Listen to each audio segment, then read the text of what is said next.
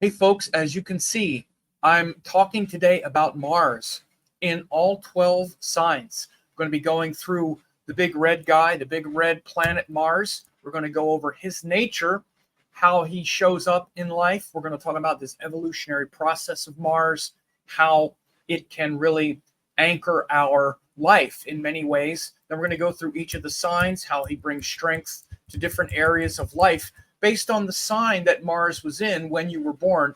So you want to stick around and watch this because, again, Mars is incredibly important, especially now that we are in a time where Mars is actually in the over the next several months and into next year. Mars is going to be in Gemini and Cancer, toggling back and forth between two different signs, and it's really going to show some major changes and transformations for all of us. So that's what we got for you today. Please like the video. Clicking like helps a lot more than you know. It pushes the video higher in relevant video searches.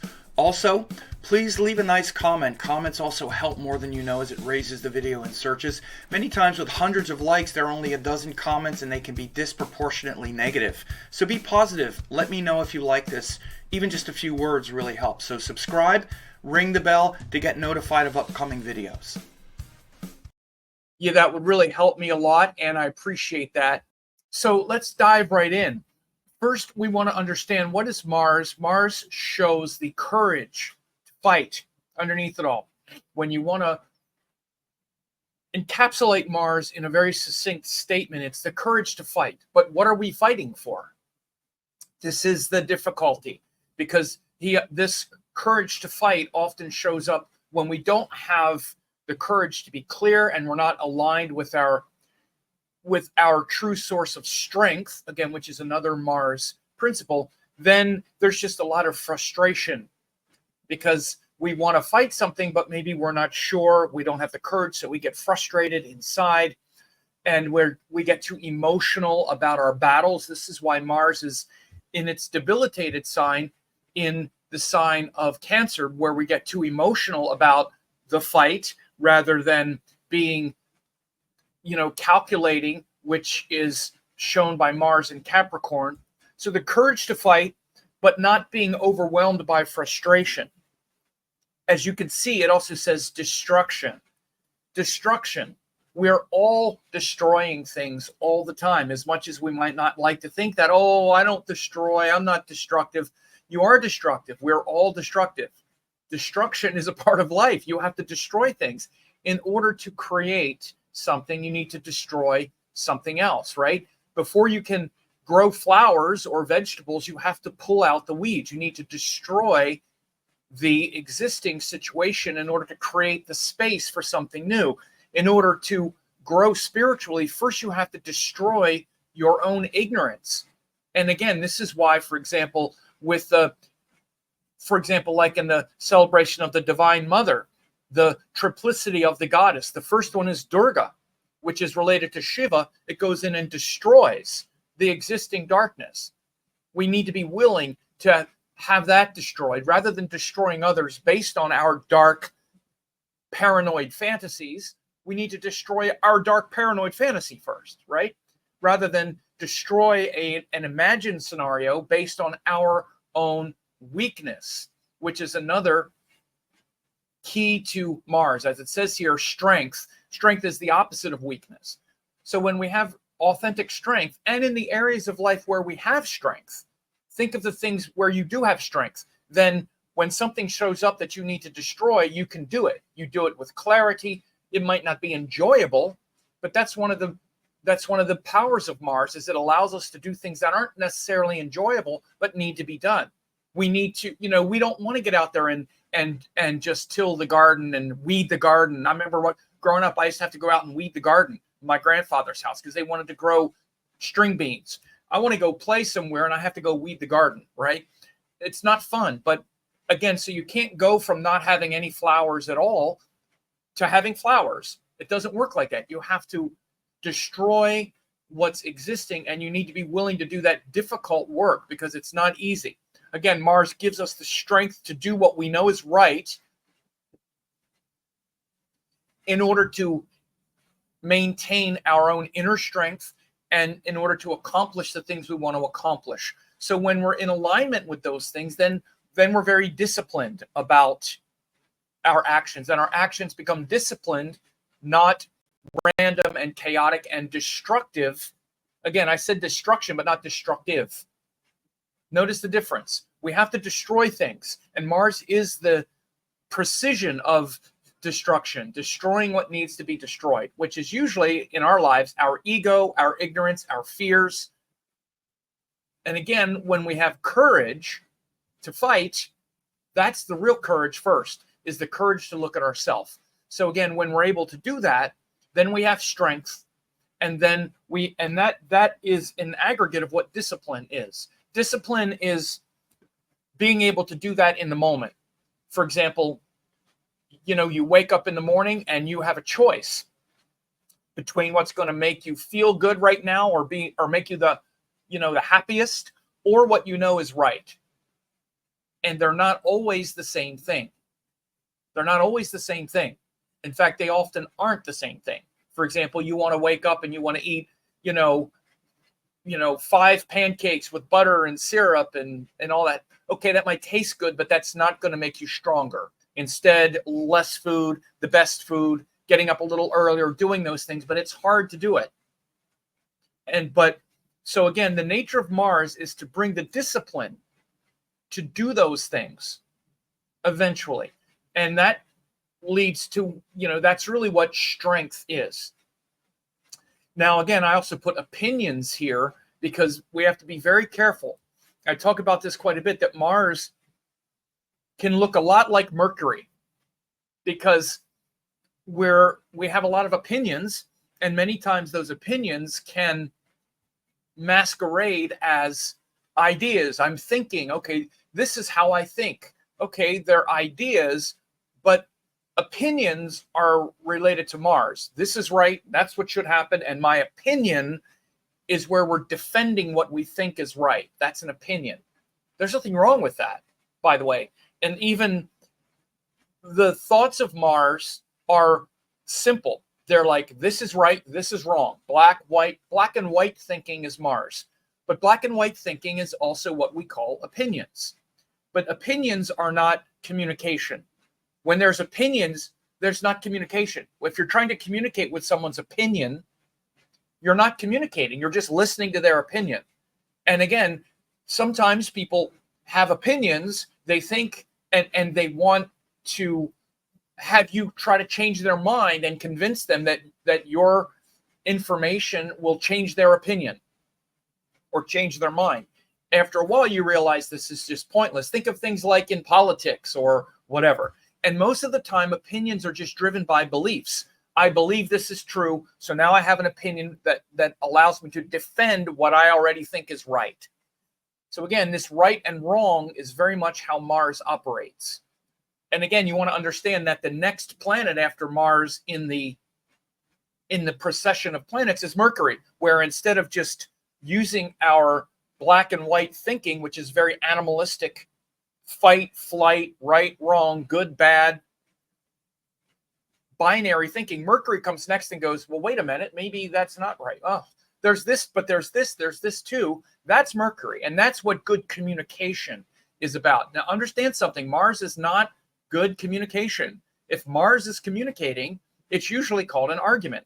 Mars is the planet of action, not the planet of talking. We already know what's right. We just don't do it. And doing it is hard. So this is why Mars is so important, because we already know what's right. Rather than having what's right be some opinion that we then share with everybody, we need to do what's right. Keyword, do. That's what Mars is, action. Do what's right. And when we do what's right, we have the courage to fight, to destroy the things that need to be destroyed. So again, instead of getting angry at the other person for what they did to us, and we're a victim, I'm a victim because you did this to me, you did this to me, you did this to me. No, we're like, wait a minute. And again, then Mercury comes in and says, really? Is that really what happened? And it's like, actually, no, I can see how I also did this. Then we have the courage to look at ourselves and go, oh, yeah, that's right. They didn't do it to me. I was also doing it. And I have the courage to look at myself and to weed my own garden, not weed the other person's garden. So again, now, the last thing in general is to say, and I've encapsulated this also in a very succinct statement, when Mars is powerful, we have the courage to do what's right for ourselves. When Mars is weak, we tell other people what's right. When Mars is powerful, we're willing to suffer for our principles. When Mars is weak, we make others suffer for our principles. So maybe I said it wrong. When Mars is strong, then we're willing to suffer for our principles, like getting up a little earlier, eating the right food, destroying our own weakness. That's suffering. We're bringing suffering on ourselves. When he's weak, though, we make others suffer for our principles. You did this to me. You did that to me. In the form of our opinions. Because there's this, there's that. You did that. You did this. You're wrong. You victimized me, blah, blah, blah. And again, notice how weak that is. Notice how weak that is when someone won't take account for their part in a dispute or whatever it is. They're literally, and again, this is how the shadow operates. Mars, the shadow of Mars' toughness is Mars' weakness and being victimized. You victimized me. That's why now I'm fighting against you because you deserve it. And again, it doesn't mean that at times maybe someone hasn't done something to us. But even then, let's say someone does something to you and they mistreat you. You have 1,000 options of how to handle that. One of them is just saying, okay, no matter how this person treated me, my strength comes from within. I have inner strength. I'm not defined by their approval. I'm defined by my own values, my own value system, and I know where my heart was when all of that happened. So again, this is how, and by the way, this is how Mars over time, when we do spiritual practices, this is what spiritual practices give us. It gives us this inner strength. Because if our inner strength can be hijacked by someone else's opinion, because again, this is Mars opinions coming at us from someone else, if our peace of mind can be hijacked by other people's opinions about who we are, what we did, what it meant, blah, blah, blah, then we don't have any strength. Then our strength is totally conditioned upon someone else's opinion. And again, this is a sliding scale. The people we care about the most, we care about their opinions the most. So again, this isn't an absolute. This is a guideline, though, for you to understand as we move forward with Mars through the different signs. You'll understand. So it's really this strengthening that happens, and we'll go through the 12 signs. So Mars and Aries, again, you can see with Mars and Aries and in Scorpio, it's going to be strengthening things that are really sort of congruent because Mars rules Aries. So it's, Aries is about our battles. And so Mars and Aries is strengthening our battles and our willingness to get in there and do battle, right? So this is why, of course, Mars and Aries is going to be powerful, but of course it might also overdo it because, Mars and Aries can always be ready for a battle and always turning everything into a battle where everything isn't necessarily a battle, right? So you want to keep this in mind. But of course, Mars and Aries is going to be quite in alignment with that concept of battles. Mars and Taurus is strengthening values. So again, it's kind of in a neutral position here. Mars and Venus, the ruler of Taurus, has a neutral relationship with each other. Strengthening values. Again, Mars and Taurus means that we'll put a lot of effort and energy into our into our general values, what we value, and our immediate environment and things like that. But again, it can kind of subdue Mars a little bit, bring him into more of a sensual realm. But ultimately, Mars is trying to strengthen these values. And again, take the things that I was just saying here, that all that explanation that, 10 to 12 minutes I just gave of what Mars is really doing, and then put it in that sign where, again, with Taurus, it's bringing that energy into things like our values and the things that we value, right? And so again, it can be a little bit, because it's ruled by Venus, we can get a little bit into other people's agendas, and it's also an earth sign, so it can get kind of slowed down. But it also means that we can bring it into a very tangible form as well. Mars in Gemini, strengthening ideas. Mars for Gemini, though, is kind of it's really quite a difficult energy because of even things that I just said. Remember, I just said that many times opinions can look a lot like ideas. One of the things about Mars in Gemini is, boy, that'll generate a lot of opinions that look like ideas. Ideas are open. Mercury, Gemini, is not really about trying to resolve the matter. This is one of the things of Mars. Mars wants to resolve it, figure it out, and be done. Okay, this is right, this is wrong. No complexity. Gemini is endless complexity. Well, but maybe it's this, maybe it's that. So Mars is trying to strengthen ideas. And again, Mars is trying to strengthen areas of life. Again, when we look at Aries, you could see strengthening battles. Yeah, that's what he's going to do. Strengthening values. Okay, it can get in there. Now strengthening ideas. First, ideas are fluid. So it can be a bit of a difficult lift there, but that's what Mars is trying to do. Watch out for those opinions. If you have Mars in Gemini, opinions are not the same as ideas, and communication through opinions and expecting that others' job in a conversation is to convince you is not good communication, and it's frustrating for others. So then when we have Mars in Cancer strengthening emotions, again, you can see how this is a little bit difficult because emotions are already, they're not about Mars energy and strength. They're feelings and emotions. So again, Mars is trying to do this. Right now in the sky, as I record this, October 23rd, 2024, Mars is in Cancer, and he's going to be there back and forth for several months.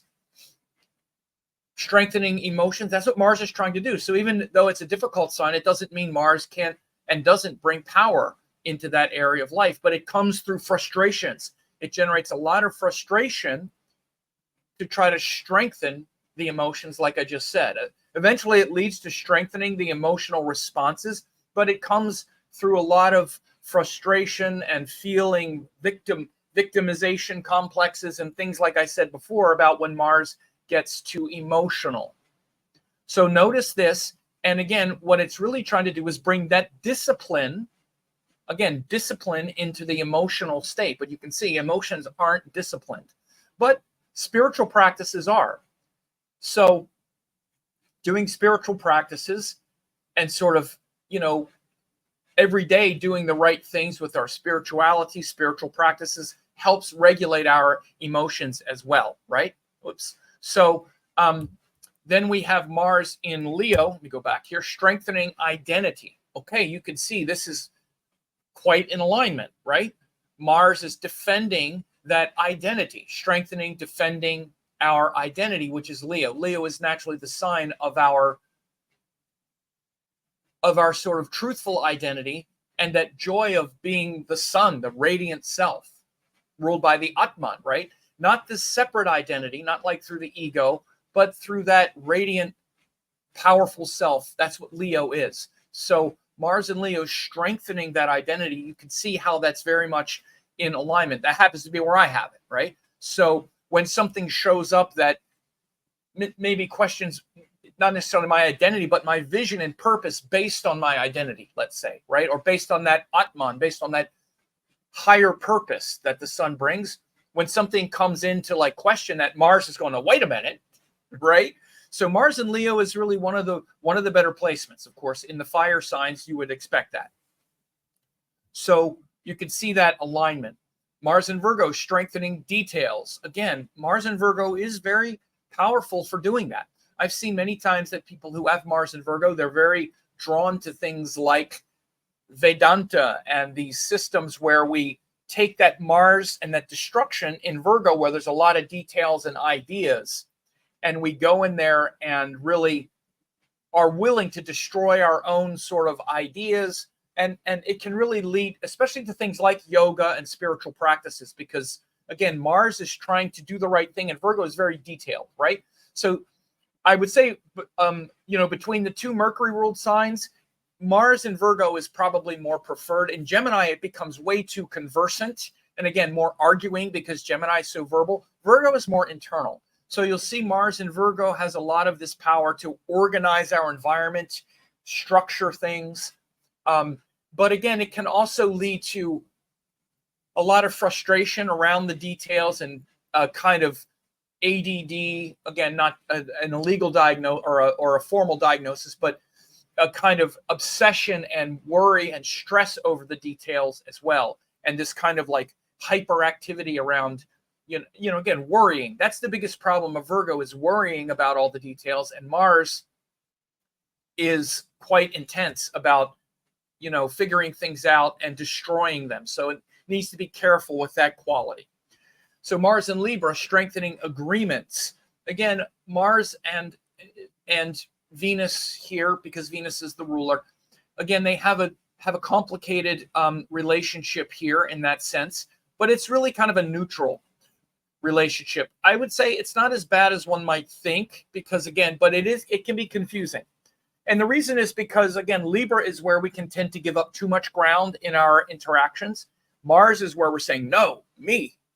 So it tends to, not to use the overword term for Libra, but balance. It's not really balancing. It's bringing a kind of shadowy illusion around, around agreements, but it can surprisingly bring a person good boundaries, where sometimes with Libra it doesn't. But of course, it can also lead to too much aggression with others, definitely, because Libra is about trying to harmonize our energy. And Mars is, again, it's not trying to harmonize our energy. You need to understand one thing is that, these planetary forces are very segregated. There's this idea that Mars and Mercury, they kind of mix together, or that they all kind of mix. They never mix. They don't mix together. They're all very different energies. Mars is a very specific thing. It has no interest in accommodating anyone or cooperating, for lack of a better term. When you're weeding the garden, are you cooperating with the soil? No, you're destroying. Destruction has no interest in cooperation. That's why we need to be careful with what we destroy. When you're trying to destroy your ignorance, if the more you try to cooperate with it, the less you're going to destroy what needs to be destroyed. And by the way, this is what happens all the time. People try to do spiritual practices and meditation, but they're constantly cooperating with the ego. Well, but it's not that. Well, but there's nothing wrong with that. Well, there's nothing wrong with you're only going to accomplish so much when you're cooperating with the thing that you're trying to destroy. So again, this is why for the Mars energy, it can create quite a conflict in that sense. So again, Libra is trying to cooperate. Mars is actually trying to destroy. So you want to understand these things very clearly. So it can bring a sort of confusion, and the planets go into the signs and show that complexity. So it shows this desire to strengthen agreements, which can sort of happen, but it also, we have to be careful of the aggression that Mars brings into the Libra area of life, where we're trying to cooperate. And Mars is not a cooperative energy, right? So Mars in Scorpio, again, Mars is the ruler of Scorpio. So here it says strengthening uncertainty. Scorpio is really about trying to live with uncertainty. It's like, I'm not sure what's going on. I realize I'm not in control. I feel out of control. I feel what it's like to not be in control. This is the Scorpio kind of vibe, right? Mars is strengthening that, saying, okay, well, wait a minute, do this. This gives you control. Again, remember the keywords of Mars. Being disciplined, understanding what's right and wrong. Once Scorpio energy, once Mars in Scorpio connects with what's right, especially, and has the courage to look inward, then it will really be helpful. And it helps to strengthen that uncertainty, where we feel uncertain. And again, this is the whole thing with Scorpio, is the vulnerability. And then from that place of vulnerability, Scorpio can get into all kinds of unhealthy projections onto others, and victim complexes, and victim perpetrator mode, and all kinds of things where again, they're not, navigating their own emotional vulnerabilities very well. So Mars in Scorpio helps to strengthen that response, and have the emotional courage to say, okay, I'm all right. I have these teachings and I have this, because Scorpio is very devotional once they find good teachings. So Mars in Sagittarius, strengthening beliefs. Again, this is another one where you can very clearly see why this would be a positive type of connection. Sagittarius is that sign that's ruled by Jupiter, right? It's ruled by Jupiter, and it's about our hope, inspiration, belief, purpose. And when Mars is there, we're fighting in alignment with what we believe in. Now, again, as everything, like we've said with Mars, we got to be careful, because those ideas and ideals can be quite dogmatic, and we can just, again, push our opinions, be more opinionated than anything else if we're not careful. If we're not doing actual spiritual practice, then it can be a lot of opinions about what's right and what's wrong. And again, Mars is that aspect of destruction where we can be quite militant. It can be quite a militant placement in Sagittarius. People often forget how, again, Jupiter is like religion and dogma, and we get fired up about that stuff. And Mars is where we're willing to go to war over that stuff. It's no joke, right? Again, and you'll see when someone has Mars in Sagittarius, they're fired up about those beliefs. And so again, it's very conducive for Sagittarius and also for Mars, but we have to be careful, and we have to make sure to put our beliefs into practice. Remember the things I said at the very beginning, they still maintain. The biggest illusion with Mars, the biggest illusion is we think because we have these ideas and these opinions about what's right, that we're actually doing what's right. Understand very clearly, your ideas about something is not the thing. That's just your opinion. It's just your opinion about what's right. You show what's right, and how much strength you actually have is what you're doing. So again, when that Mars in Sagittarius graduates to doing the thing, then it becomes, incredibly rich. And Mars in Capricorn, strengthening duties. Maybe not the best way to put it. I've put Capricorn as duties, but it's not such a bad way. Or maybe it's feeling duty bound to strengthen ourselves, right? But when Mars is in Capricorn, again, it is a good way to put it. Strengthening duties. Capricorn is where we feel the responsibility and the duty to take things seriously. So in that context, it's not a bad word. And it's strengthening our sense of duty. And again, what this means is we violate our sense of duty when we misuse Mars energy, for sure. It's like, my duty to other people is to not blow things up. My duty to my existence is to evolve and grow and develop, or to in any situation. So Mars in Capricorn gives us this sense of duty that is bigger than the moment. Remember the opposite, when Mars was in Cancer, it was strengthening emotions. Emotions are very much in the moment. They come, they go, they come, they go. Duty is something very long-term. Like, like someone gets drafted or someone goes into the military. They have a duty. They take an oath. Or, I even have a duty to you, right? To give you good information, to not just say anything, not to abuse your attention, to make things up, or whatever it might be. I feel a sense of duty. We all have a sense of duty. And that really elevates Mars actually in its highest sense, right? So strengthening duties is a good one for Mars in Capricorn. Mars in Aquarius, strengthening service. Again, it's ruled by Saturn, just like Capricorn, the sign where it's exalted. It's, again, sometimes we can say, well, it's, Capricorn's where it's exalted, ruled by Saturn. So Aquarius, that's also kind of good and all. And there is a potential there to see it, because again, it is something higher. And I just gave you the reason why Mars in Aquarius, that sense of duty that comes from Saturn as well, goes into Aquarius, because we feel more beholden to legacy and things like that. But and to leave the world better than we found it. So Mars will be fighting for something bigger. But it's a little trickier, though, because, again, Aquarius is an air sign.